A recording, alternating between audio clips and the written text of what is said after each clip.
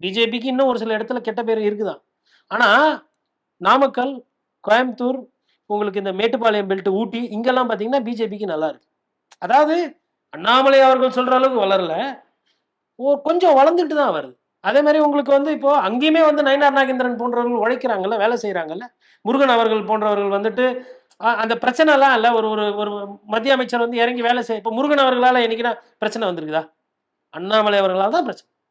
அது வந்து ஏங்க என்ன கேட்டா அண்ணாமலை அவர்கள் வந்து ஒரு அரிய வாய்ப்பு, யாருக்குமே கிட்டாத ஒரு வாய்ப்பை வந்து தவற விட்டுட்டாருன்றது தான் என்னோட புரிதல். என்ன அப்டின்னா, உதயநிதி ஸ்டாலின் ஐயாவ எதிர்த்து அரசியல் பண்ணோம்.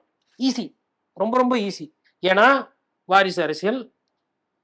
அவர் வந்து அப்படியே படிப்படியா வராரு. கஷ்டம் இல்லாம பாட்டாளி மக்கள் கட்சி மாம்பழ சின்னத்த மெட்ராஸ்ல எதிர்த்து ஜெயிச்சாரு.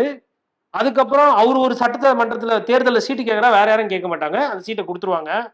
உடனே அமைச்சர் ஆகலாம். உடனே துணை முதலமைச்சர் ஆகலாம். இவ்வளவு விஷயம் இருக்கு. இதை தாண்டி திமுகல நிறைய ஊழல் குற்றச்சாட்டுகள், அந்த பிரச்சனைகள் இதெல்லாம் பேசலாம். இவ்வளவு விஷயம் இருந்தும், கையில துப்பாக்கி இருக்கும்போது யார சுடுறது, யார சுடக்கூடாது எல்லா சைடும் சுட்டு, எல்லா பிரச்சனைக்கும் ஆளாகி இன்னைக்கு இந்த மாரி இருக்கு.